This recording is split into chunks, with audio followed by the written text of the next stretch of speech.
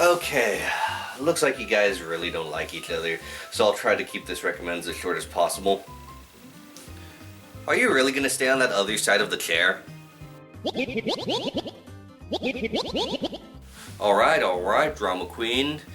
Anyway, shift cars, thank you for being a part of my set today, so I'm not gonna waste any more of your time. Let's get this recommend started.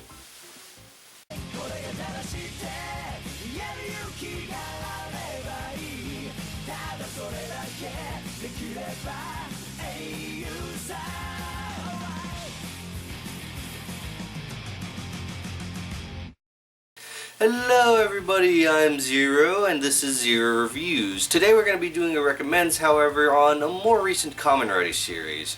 And what would that be? That would be Kamen Rider Drive. Kamen Rider Drive is an interesting show in terms of placement. It comes directly after Gaim, and for some that's a bad thing because a lot of hate was on Drive from the beginning. It was mostly due to people comparing it to Gaim, but also because of its slow coast before going into a faster pace. A similar thing is happening with Ghost, so I'm hoping that people calm down a bit after a while. Anyway, time to move on to the story of Drive. One night all is normal in Japan before an event known as the Global Freeze occurs. Basically, these androids known as Roid Mutes emit a wave known as slowdown in order to slow people's movements down, but an after effect is that their brain is still processing what's going on. Okay, without delving into the mechanics and nature of slowdown, the simplest way I could probably put this would be, it's like lag in a video game, except in real life. People are dying, buildings are being destroyed, except it's all stopped by strange little toy cars known as shift cars and a mysterious armored warrior that we know as a Kamen Rider. At the same time, a man known as Shinosuke slips up due to a slowdown and severely injures his partner to the point where his partner can no longer be an officer. Cut to 6 months later, and we see Shinosuke has been demoted from the 1st Division Police Force to the Special Investigations Unit due to his lack of drive. Eventually, Shinosuke and his group come across a case concerning Roid Mutes and is confronted by a talking belt known as Belt-san. Belt-san explains to Shinosuke the basics and that he can make a difference by becoming a Kamen Rider. And so Shinosuke transforms into Kamen Rider Drive to fight against the Roid Mutes.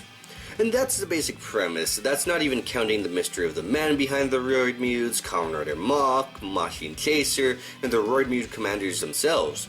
While it starts off slow, I feel that the first 19 episodes of Drive are like a fun bag of potato chips, with episodes 20 to 48 being the reward for having time with the fun bag.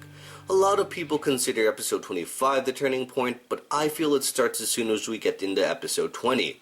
But yeah, I'm going to agree that the first portion of the show starts off really slow and doesn't start hitting anything big until we hit the 20s. But that's enough with the plot. Let's talk about the characters. You've got your main character, Shinosuke, who is a guy who's lazy and unmotivated for a lot of the series, though he often gets into high gear once he discovers a revelation of a case he's working on.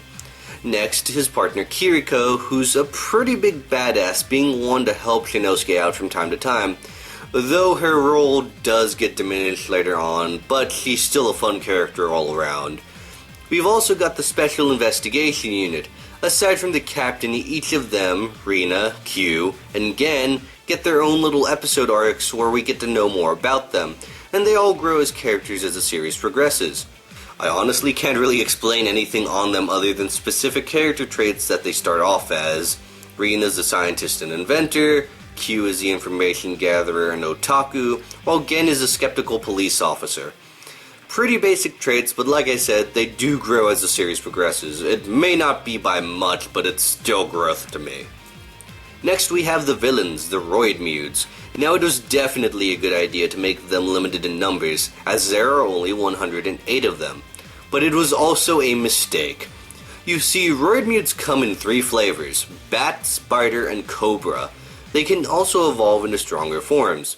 The problem is the ones that don't evolve. A lot of them are not spaced out well enough, to the point where a lot of them were killed off in DVD specials, TV specials, and movies. And even then, they did a lot of mowing down on them in the last 7 episodes as well. So yeah, the pacing of the destruction of these Roid Mutes were not handled properly at all.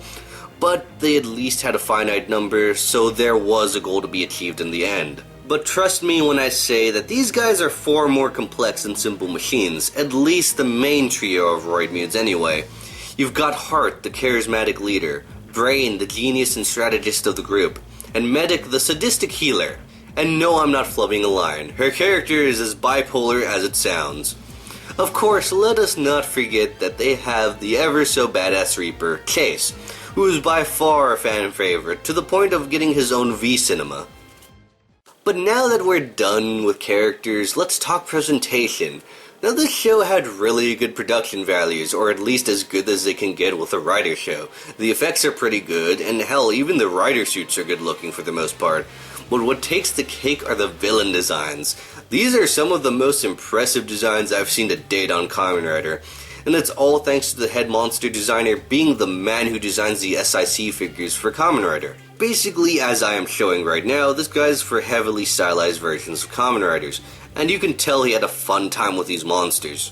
The music is pretty good, with all of the insert songs being pretty catchy. It's a shame that we only got spammed with Surprise Drive, Full Throttle and Spinning Wheel, only the Shaft, Don't Lose Your Mind and Unlimited Drive, which barely appeared in the show at all.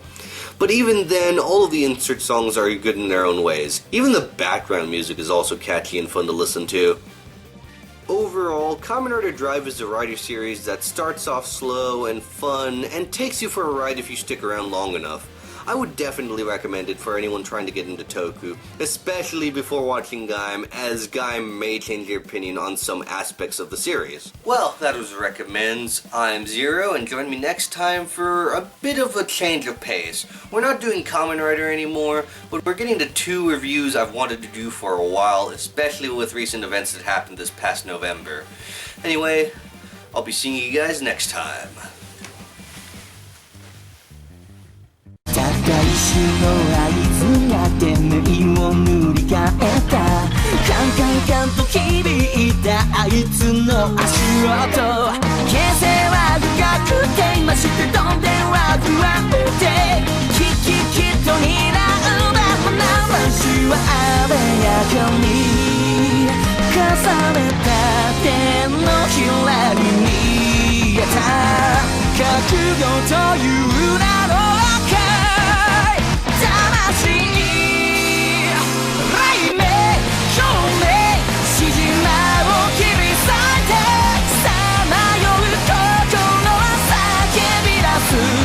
瞳の奥の誓いの照明燃やせ深く深く闇に咲いた彩花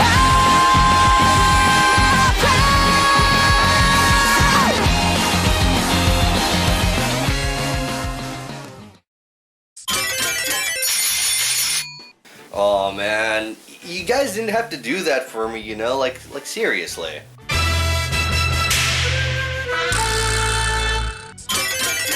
Oh, okay, so where is it? That's fine. Listen, I'm just glad you guys are lightening up on me is all. Okay, I get it. It's weird, you know, taking a gift from a talking car and all.